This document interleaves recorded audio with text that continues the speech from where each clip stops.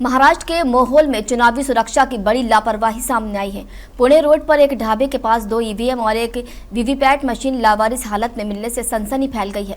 घटना की जानकारी मिलते ही एनसीपी नेता उमेश पाटिल कार्यकर्ताओं के साथ मौके पर धरने पर बैठ गए। उन्होंने इसे लोकतंत्र के साथ खिलवाड़ बताते हुए मांग की है कि जब तक कलेक्टर और एसपी मौके पर नहीं आते, मशीनों को वहां से हटने नहीं दिया जाएगा। कुरुल जिला परिषद समूह की वोटिंग मशीनें सड़क पर मिलने से प्रशासन के दावों की पोल खुल गई है। मौके पर पहुंची पुलिस टीम और चुनाव अधिकारियों को कार्यकर्ताओं के भारी विरोध का सामना करना पड़ा। उमेश पाटिल ने इस घटना को नोट छापने वाली मशीन हाईजैक करने जैसा गंभीर अपराध बताया। फिलहाल इलाके में भारी तनाव है और नागरिक प्रशासन के खिलाफ अपना गुस्सा जाहिर कर रहे हैं। पूरे मामले की जाँच के आदेश दे दिए गए हैं। बोरावणी गटातील पंचायत समिती निवडणूक होत आहे।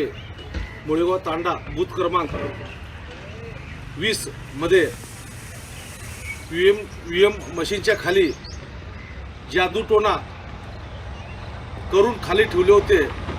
मतदान करत असताना माझ्या भावाची बायको जात असताना त्याला तिथं चक्कर येऊन पडले आणि चक्कर का आलं हे त्याला विचारल्यानंतर त्यांनी म्हणले की इथं असा जादूटोणा करून त्या मशीनच्या खाली ठेवलेला आहे, तर हे चौकशी करा म्हणले। मग मी तिथं गेलो, त्या अधिकाऱ्यांना बोललो। अधिकारी म्हणले की कुठल्याही प्रकार असलं काय नाही। तर मी म्हणले की अधिकाऱ्यांना तुम्ही उचलून बघा मशीन, तर खरोखर जादूटोणा करून त्याच्यामध्ये मशीनच्या खाली लिंबू, त्याच्यामध्ये खील आणि जे काय काळा दोरा वगैरे ठेवले होते आणि मी त्याचा व्हिडिओ केलेला आहे आणि फोटो पण घेतलेला आहे।